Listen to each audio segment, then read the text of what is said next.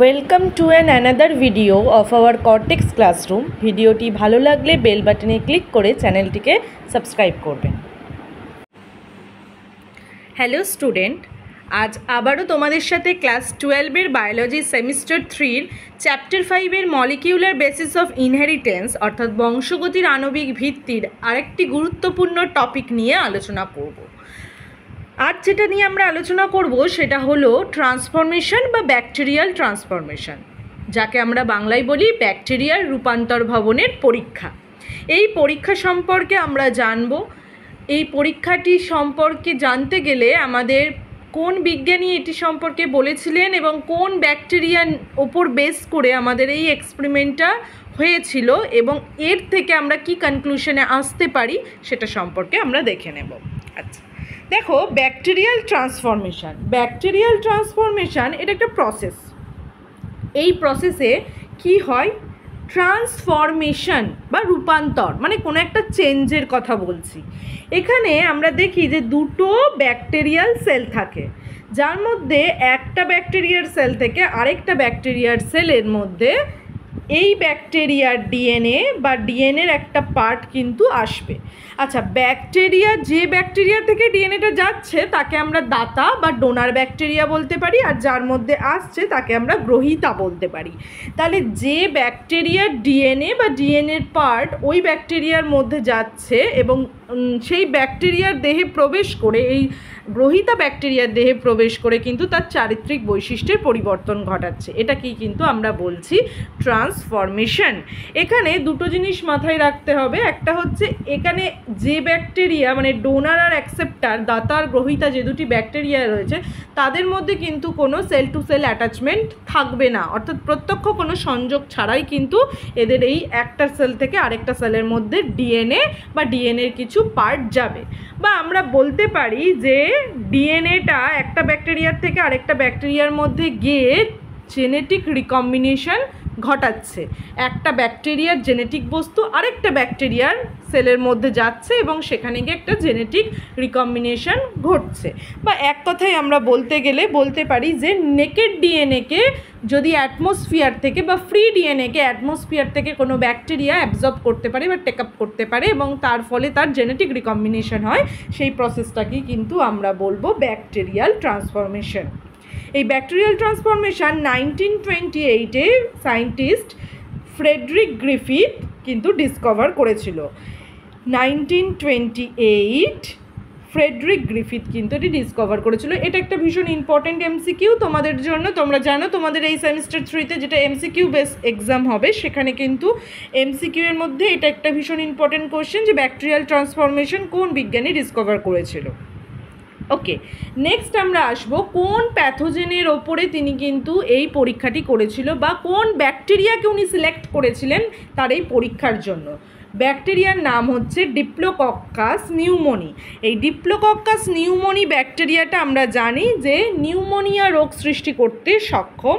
বিজ্ঞানী Friedrich Griffith তার পরীক্ষার জন্য এই ডিপ্লোকক্কাস নিউমোনি ব্যাকটেরিয়ার দুটো স্ট্রেনকে সিলেক্ট করেছিল। এবার আমরা স্ট্রেনগুলো সম্পর্কে দেখব। দেখো, একটার নাম দিয়েছে অ্যাভিরুলেন্ট স্ট্রেন, একটার নাম দিয়েছে ভিরুলেন্ট স্ট্রেন। কি এই অ্যাভিরুলেন্ট স্ট্রেন আর কি এই ভিরুলেন্ট স্ট্রেন সেটা নিয়ে আমরা পড়ব। দেখো, ভিরুলেন্ট স্ট্রেন, এখানে পাশে লেখা আছে 3S। What is S? S means হচ্ছে স্মুথ টাইপ। এস কথাটা কিন্তু এস দিয়ে ডিনোট করা হয়েছে। এস কথাটা এসেছে স্মুথ থেকে, অর্থাৎ স্মুথ টাইপ।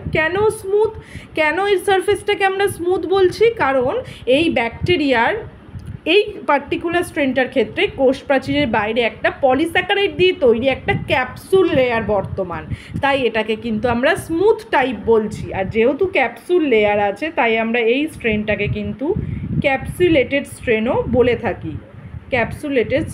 বলে থাকি।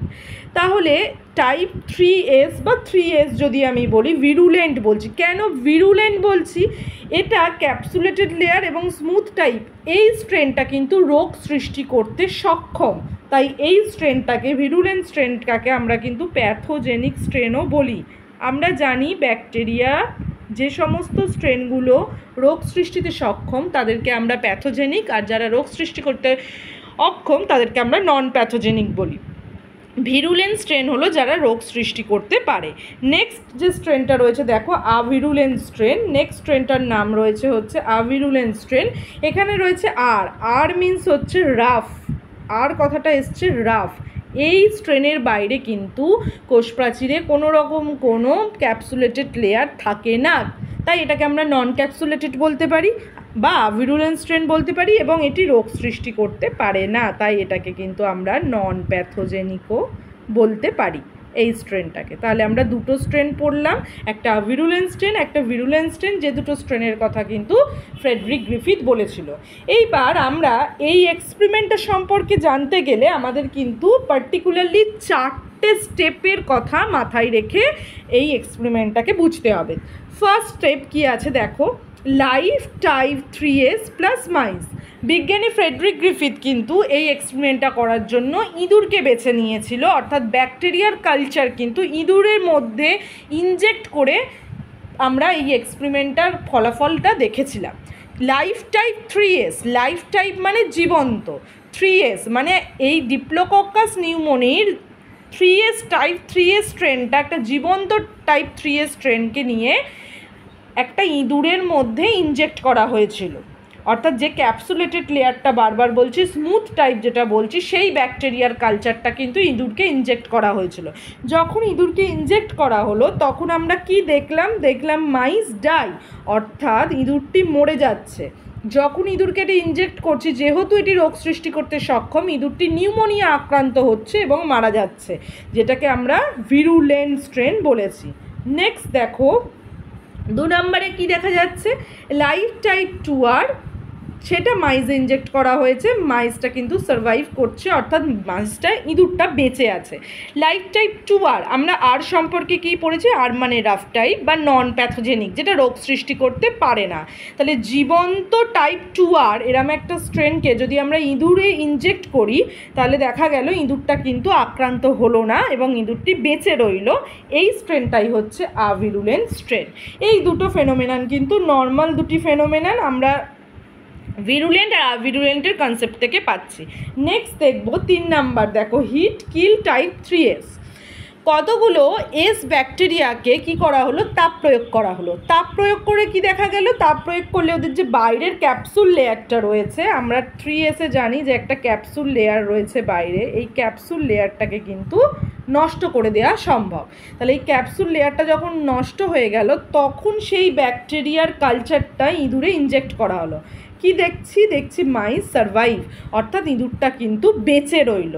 তাহলে ইঁদুরটা যদি বেঁচে থাকে তার মানে আগে কি করছিল, এস রোগ সৃষ্টি করতে পারছিল ওই ক্যাপসুলেটেড লেয়ারটা থাকার জন্য, এখন এই ক্যাপসুলেটেড লেয়ারটা তাপ দিয়ে নষ্ট করে দেওয়া হয়েছে, এখন কিন্তু আর সে রোগ সৃষ্টি করতে পারছে না। লাস্ট ফেনোমেননটা আমরা দেখব হিট কিল টাইপ 3s, তার সাথে লাইফ টাইপ 2r।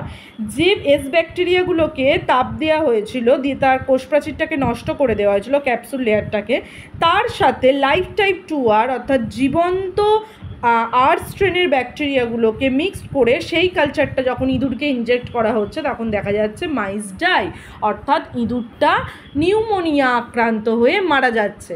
এক্ষেত্রে আমরা এটা বলতে পারি যে হিটকিল যে ব্যাকটেরিয়াগুলো তার যে জেনেটিক বস্তুটা ছিল সেটা যখন অ্যাভিরুলেন্ট স্ট্রেনে যাচ্ছে, অর্থাৎ 2r-এর মধ্যে স্থানান্তরিত হচ্ছে, তখন কিন্তু সেটা ভিরুলেন্ট স্ট্রেনে কনভার্ট হচ্ছে, অর্থাৎ আভিরুলেন্টটা কনভার্ট হচ্ছে ভিরুলেন্ট স্ট্রেনে এবং সেটা রোগ সৃষ্টি করতে সক্ষম হচ্ছে এবং ইঁদুরটি যার ফলে নিউমোনিয়া আক্রান্ত হয়ে মারা যাচ্ছে। এক্ষেত্রে বিজ্ঞানী কিন্তু ট্রান্সফর্মিং প্রিন্সিপাল অর্থাৎ রূপান্তরকারী বস্তু, জেনেটিক বস্তু যার কথা বলেছে সেটা যে ডিএনএই ছিল সেটা কিন্তু আমাদের বিজ্ঞানী অর্থাৎ ফ্রেডরিক গ্রিফিথ প্রুফ করতে পারেনি। এই যে জেনেটিক বস্তু যেটা রূপান্তর হচ্ছে ব্যাকটেরিয়ার একটা স্ট্রেন থেকে আরেকটা স্ট্রেন, সেটা যে ডিএনএই ছিল সেটা কিন্তু ফ্রেডরিক গ্রিফিথ প্রুফ করতে পারেনি। এর জন্য অ্যাভেরি ম্যাকলয়েড ম্যাকার্টি এই 3জন সায়েন্টিস্ট কিন্তু একটা এক্সপেরিমেন্ট করেছিল যেখান থেকে প্রুফ করা গেছিলো এই ট্রান্সফর্মিং প্রিন্সিপাল হচ্ছে ডিএনএ বা এই জেনেটিক যে ম্যাটেরিয়ালটা ট্রান্সফার হচ্ছে সেটা কিন্তু ডিএনএ। অ্যাভেরি ম্যাকলয়েডি ম্যাকার্টি এক্সপেরিমেন্টটা জানতে গেলে আমরা পরবর্তী ভিডিওর জন্য ওয়েট করব। অর্থাৎ আজ আমি ট্রান্সফরমেশন পড়ালাম, ট্রান্সফরমেশনের পরে যে জেনেটিক মেটেরিয়াল ট্রান্সফর্মিং প্রিন্সিপাল বা জেনেটিক মেটেরিয়ালটা যে ডিএনএ, সেটার জন্য আমরা নেক্সট এক্সপেরিমেন্টটা নেক্সট ক্লাসে পড়ব। ভিডিওটি ভালো লাগলে বেল বাটনে ক্লিক করে চ্যানেলটিকে সাবস্ক্রাইব করবে।